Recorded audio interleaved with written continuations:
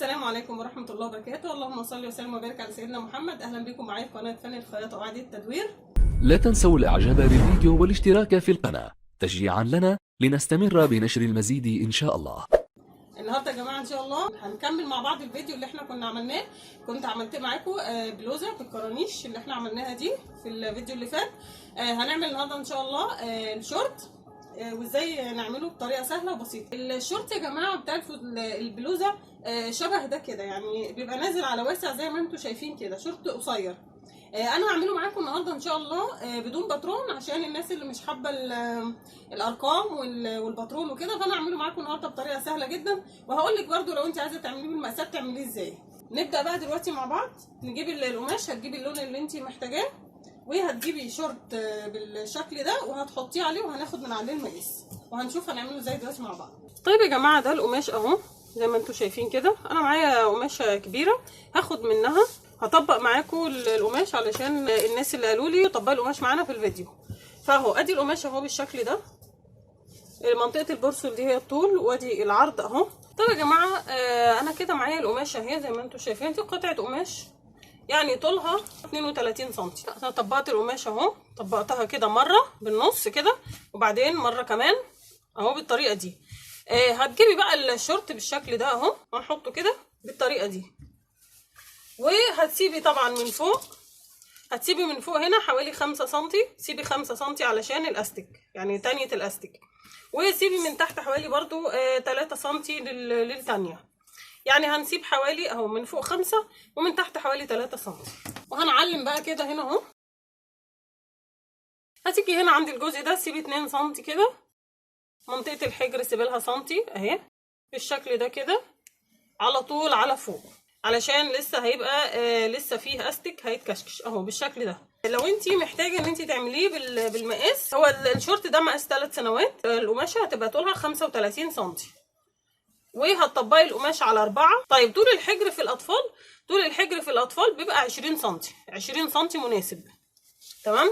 هنيجي بقى هنا اهو، وهنروح قاصين بقى الكلام ده كده.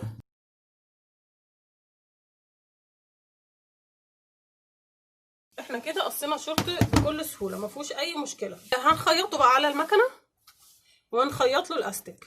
الاستيك بيبقى ايه؟ دوران الوسط ناقص 10 سم. هنبدا دلوقتي بقى مع بعض يا جماعه نخيط. ادي الشورت اهو، هنفتح كده بالشكل ده، وهنبدا نخيط الحجر. انا هعمله باللون الابيض عشان يبان معاكم. انا كنا سايبين هنا اهو مسافه خياطه حوالي سنتي، نخيط بقى عليها، وان شاء الله هعمل لكم برضو شورت بالمقاسات وبالباترون، يعني نعمله مع بعض بالمقاسات برضو. هنيجي الناحيه التانية نقفل برضو بنفس الطريقه. هنيجي بقى من فوق هنا كده ونعدل الشورت اهو. هنقفل بقى الرجل الاول، نقفل الرجل الاول هو مفتوح كده اهي. هتيجي من هنا كده، دي كده منطقه الحجر احنا هنسيبها. هنيجي من اول هنا كده اهو، نتني سنتي كده في سنتي، يعني نتني جزء كده بسيط. لا تنسوا الإعجاب بالفيديو والاشتراك في القناة تشجيعا لنا لنستمر بنشر المزيد إن شاء الله.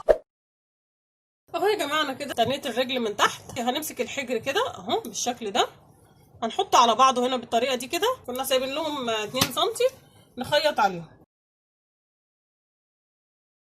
اهو. ظهر معانا كده شكل الشورت اهو. هتيجي عند الاستيك، لو مش عارفه تاخدي مقاس الوسط سهل جدا، هتجيبي الشورت اللي انت عملتي عليه، اللي انت اشتغلتي منه، وهتروحي حاطه الاستيك كده بالشكل ده، هتاخدي المقاس من عليه كده اهو، هتحطيه كده بالطريقه دي اهو، وهتسيبي بس 2 سم كده زياده علشان تقفليها. هنيجي هنا كده اهو نقفل الاستيك بقى كده بالشكل ده. هنيجي بقى من هنا في الجزء ده كده، من عند الجزء اللي فيه الخياطه، بس طبعا قبل ما يعني قبل اي حاجه حاولي ان انت تشيلي بقى الايه الخيوط الزياده دي علشان ما تضايقكيش وانت بتخيطي اهي. نشيل الحاجات دي كده.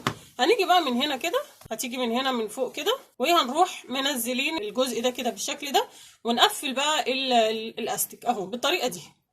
تمام. عشان نحفظ المكان هنا نحط بس ايه الاول دبوس، وحددي برضو النص بتاعه، حطيه في الجهه اللي قدامه برضو. افتح الخياطه كده اهو، حطيه هنا وخيطي بقى كده، بس ما تخيطيش على الاستيك اهو. يعني هننزل بيه بقى كده بالطريقه دي. الجزء ده خلاص كده، هننزل بقى هنا كده اهو، ونبدا بقى يا جماعه نخيط على المكنه. اتني الحرف كده ده لجوه، هتتني الحرف كده لجوه اهو، وتبداي تخيطي كده.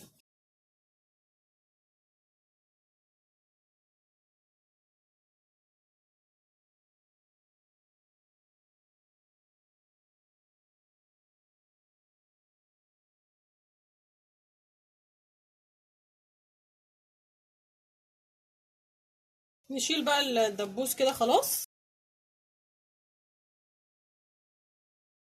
لا تنسوا الاعجاب بالفيديو والاشتراك في القناة تشجيعا لنا لنستمر بنشر المزيد إن شاء الله.